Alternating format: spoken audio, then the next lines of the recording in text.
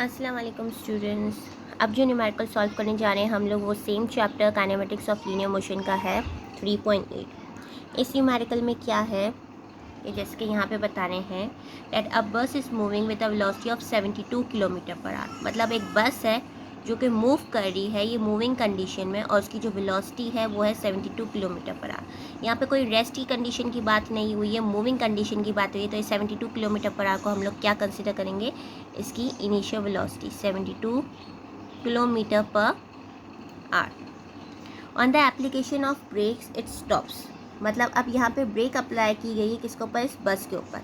जैसे break apply की गई है तो मीन्स इसकी जो फाइनल वेलोसिटी है वो क्या हो जाएगी, ज़ीरो। ये बात पहले भी आप लोगों को क्लियर कर दी गई है कि अगर कोई भी बॉडी रेस्ट की कंडीशन से स्टार्ट हो रही है तो उसकी इनिशियल वेलोसिटी जो हम कंसिडर करेंगे वो ज़ीरो कंसिडर करेंगे। लेकिन अगर कोई मूविंग कंडीशन में बॉडी है और उसके ऊपर ब्रेक अप्लाई हो जाएगी तो उसकी final velocity ultimately becomes zero. आगे देखते हैं, आगे अपना डेटा बनाते हैं। That on application of brakes it stops after covering a distance of 50 metre. Means इसने जो डिस्टेंस कवर किया है वो कितना कंसिडर किया है, 500 मीटर। सॉरी 50 नहीं, 500 metre. Calculate the deceleration of the brakes. जी, तो हमारा डेटा क्या बन गया कि हमारे पास इनिशियल वेलोसिटी आ गई 72 kilometre per our, final velocity आ गई ज़ीरो और हमें डिस्टेंस दे दिया इन्होंने 500 मीटर का। इसमें हमें फाइंड आउट करनी है calculate the deceleration produce by the brakes. मतलब जब ब्रेक्स अप्लाई हुई उस बस के ऊपर तो वो कितना डीएक्सेलरेट हुआ, उसकी वेलोसिटी कितनी कम हुई, कैसे कम हुई, और उसकी जो एक्सेलरेशन है वो चलती भी जो एक बस थी उसकी डीएक्सेलरेशन कितनी प्रोड्यूस हुई ब्रेक अप्लाई करने के बाद।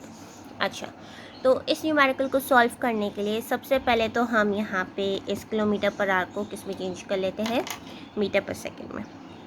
सेम वही मेथड के according 72 multiply by 1000 divided by 3600। जब हम इस पूरी टर्म्स को, इस कैलकुलेशन को सॉल्व करेंगे तो इसका आंसर आ जाएगा 20 मीटर पर सेकेंड। मीन्स इनिशियल वेलोसिटी कितनी आ जाएगी हमारे पास, 20 मीटर पर सेकेंड। ये इससे चेंज होकर यूनिट चेंज होकर हमने इसको बना लिया 20 मीटर पर सेकेंड। अब हम यहाँ पे लगाते हैं, हमें रिक्वायर्ड क्या है, the thing which is required is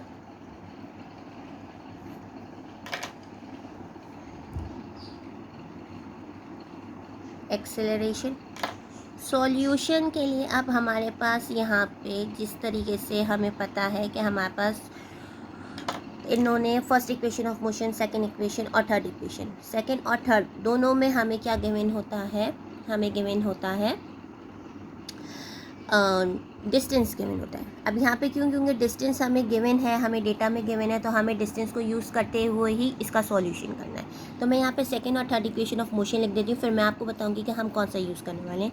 जैसे second equation of motion consist of s is equal to v i t plus half AT square, and third equation 2AS is equal to VF square minus VI square। जैसे कि second equation में भी distance है, third equation में भी distance है, लेकिन हम लोग सेकेंड इक्वेशन को यूज़ नहीं करेंगे बिकॉज इधर टाइम है और इधर हमारे डेटा में इन्होंने हमें कोई टाइम नहीं प्रोवाइड किया है। तो इस वजह से हम सेकेंड इक्वेशन ऑफ मोशन को छोड़ते हुए हम लोग क्या यूज़ करेंगे, थर्ड इक्वेशन ऑफ मोशन। यहाँ पे अपना सॉल्यूशन कर लेते हैं। सॉल्यूशन करने के लिए हमें अप्लाई करना पड़ेगा थर्ड इक्वेशन ऑफ मोशन का formula, 2AS is equal to VF square minus VI square. यहाँ पे क्या करना है, हमें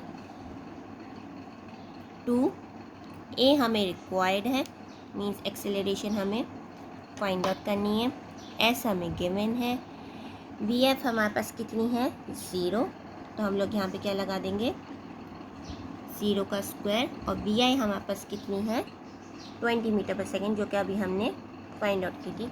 यहाँ पे हम लोग VI कितनी लगा देंगे, 20 का स्क्वायर। अच्छा, अब सबसे पहले आप देखेंगे कि हमें क्या रिक्वायर्ड है, हमें रिक्वायर्ड है ये एक्सेलरेशन।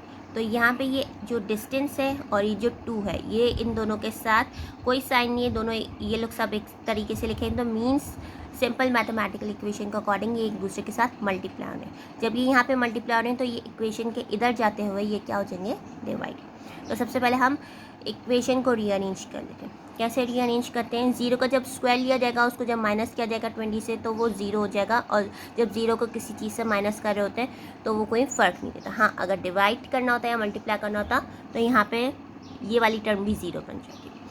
क्या करेंगे, हम इस 0 को यहाँ से हटा देते हैं। 20 का स्क्वायर कितना होता है, 20 का स्क्वायर होता है 400। और ये जो 2 और ऐसे ही यहाँ पे मल्टीप्लाई हो रहा है, इधर आके क्या हो गया, डिवाइड, 2n(s). अच्छा, यहीं पे मैं s की वैल्यू पुट कर देती हूँ 400।